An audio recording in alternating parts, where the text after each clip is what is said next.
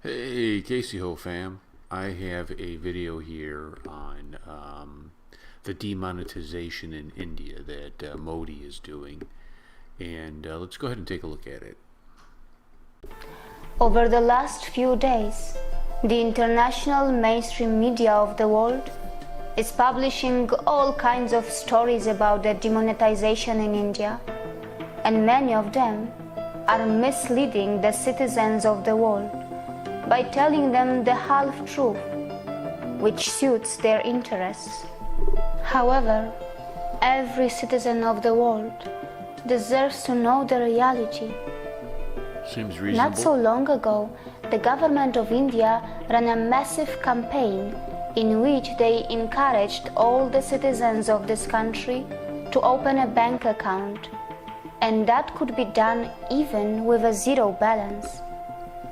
During this massive campaign, many bank accounts were opened, but still, some people didn't cooperate with the government and chose to remain unaccounted.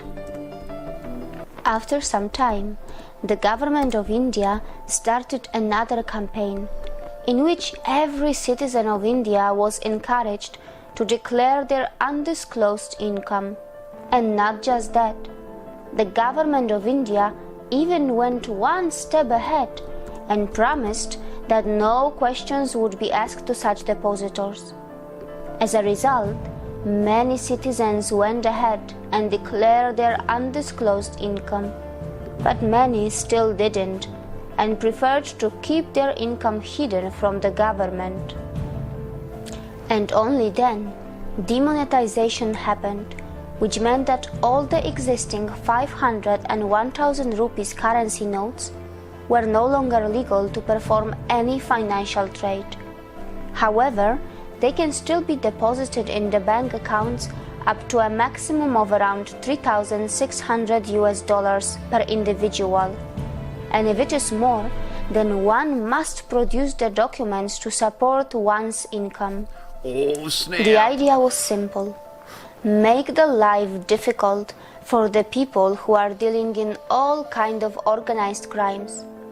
Make the life difficult for the individuals who have collected massive stock of currency through bribes and corruption. Make the life difficult for those citizens who are dishonest about their income, and many of those who earn in millions but on record are still unemployed or poor. And surprisingly, that may even include majority of the unaccounted stall owners on the streets of India, or many other businesses which appear to be small but can easily humble any white-collar corporate employee in their earnings.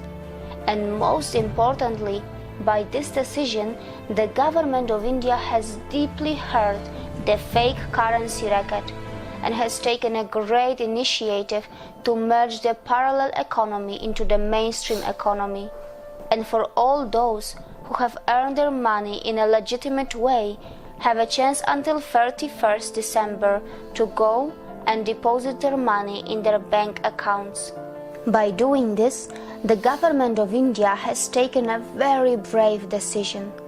However, it may not be a very popular decision among the poor or uneducated section of the society, who are too unaware to understand the deep economics behind this move. They may not know that in the long run, it is good for them, as they may feel the heat in the short term. Many from the international media were only highlighting that the daily wage worker is not being able to get work for a few days, as there is shortage of cash in the market. However, the same international media forgot to highlight that the fact that the government of India was encouraging every Indian to open a bank account even with a zero balance for a long time. Even after this demonetization, the government is further going to encourage each and everyone who earn in daily or weekly wages to open bank accounts and receive their salaries in accounts and not in cash. To give you an example, let me tell you how the small wage workers can benefit by this move. To start with, their salaries will be on time, and they will be able to complain to the concerned authorities in case of non-payment by their employer.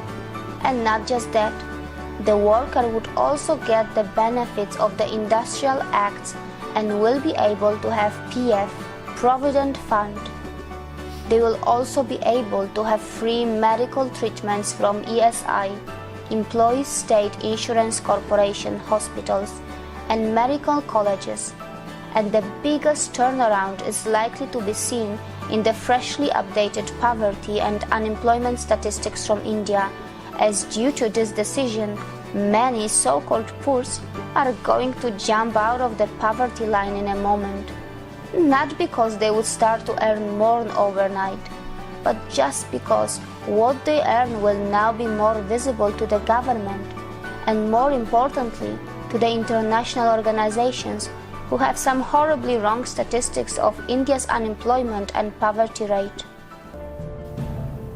On the other hand, some of the journalists from the international media are counting the death toll due to demonetization, which according to them has reached 25 so far, which is absolutely sad, but at the same time, they forgot to tell the citizens of the world that due to demonetization, all kind of big and small organized crimes in India have almost stopped, and the deaths due to violence of all kinds have also been stopped too, which has saved lives of many more than 25 people. By demonetization, the actual production and consumption of India is not going to change overnight. It is just going to be more visible to the world and to the government of India, as the country is going to witness a dramatic merge of its parallel black economy into its white economy, which will mean more tax for the government, which would bring bigger budgets for infrastructure developments, human development, welfare schemes for poor, and more job creation.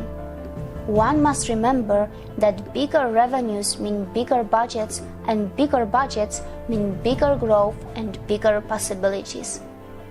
The government of India must remember that now every citizen of India is going to depend a lot more on them, as the citizens of India are going to reveal to the government all their wealth and income honestly. And now it will be even a bigger responsibility for the governments to ensure that there is not scam, high-level corruption, and a proper utilization of funds. The government of India will have to have a fine balance and not over-depend on the outside financial world, must make its fundamentals even stronger to withstand the future global recessions, as the citizens of India won't be able to play their role in saving their country with the informal economy as it happened in the past. The revenue and the tax collection of the central and state governments is going to increase by this move, but that also means more responsibility for them. Because when citizens pay tax from their hard-earned money, they share their own wealth to the government, hoping that the government would honestly use it for the citizens and their country's betterment by providing them security and good quality of life. Some of the journalists from the international media also feared crowd and chaos that would be caused from this step, as there were people on the streets forming huge crowd outside the banks in order to withdraw or deposit their money. But the same international journalists forgot to remind themselves that India is a country of mega events and mega human gatherings, because the Indians are the undisputed masters in the crowd management. From the grand Kumbh festivals to the boat raids of Kerala, from the Hornbill festival of the northeast India to the Bull festival of Tamil Nadu in the south. India is the pioneer in the management of the masses since the ancient times. The mega crowd forming outside the banks and ATM machines, where the people are lining up for days to withdraw the new currency, are the great examples of the bond and cooperation between the government and its people. It shows how serious every Indian is to kill the black money, how serious a common person is to to rebuild their country, how serious everyone is to involved in the nation's building. There may be some hiccups here and there, but India has proven yet again that it has the will to withstand the obstacles. If Indians can stand for hours outside a temple in a queue, the highly flexible and patient citizens of India can surely stand in queues outside the banks too. But this time for another temple, and that is the Parliament of India, which they call the Temple of India's Democracy. India has shown to the world that it will find mega solutions for its mega problems. It is ready to take mega decisions to bring mega reforms. India has shown to the world that it will pass the test of time to ensure that it is slowly but surely rebuilding and repairing itself to reclaim the glory of its ancient times. However, the real victory is not the cash that is being deposited in the banks. The real victory is not that all illegal activities and crime will be lessened. The real victory is not that the corrupt money turned into paper overnight. The real victory is not that the financial statistics of India are likely to be more transparent from now on. The real victory of the government of India is that from now on, everyone will be afraid to store big cash in their house. Everyone will think twice before asking, giving, or storing bribe or black money. And that is why this is the real victory of the people of India, because now they will remember that the new 500s or 2000s currency notes can also be discontinued anytime.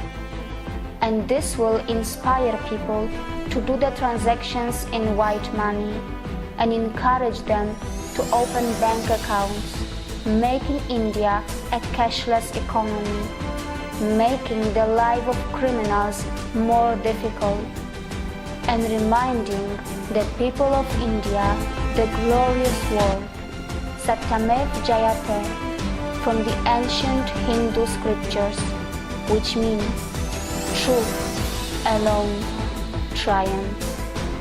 See you again.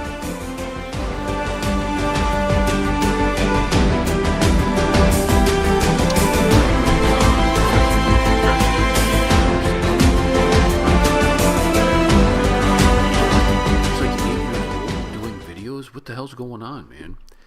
And she sounds like maybe she has an Indian accent. I don't know. What do you guys think? Do you guys know who she is? Where's she from? What's the deal with that? What's the dealio? Not to be confused with a bag of Dilcons, which is something completely different. Very good, very good. Let's a good educational video. I think I'll put this video up in this everything else maybe, or maybe speaking Hindi, because I kind of want to get a playlist together of just getting people exposed to India. Hey, I got a question for you guys. I heard this said, but I don't know if this is right or wrong, or if this is racist to say Hindustan. Is India called Hindustan? Is that true? And is it wrong to say that? I don't know. Anyways, thank you so much for watching. Namaste. Please subscribe to the channel if you haven't yet. That way you can stay up to date on all of our videos. Phil Malinger, Elvita. I'll catch you guys later. Peace.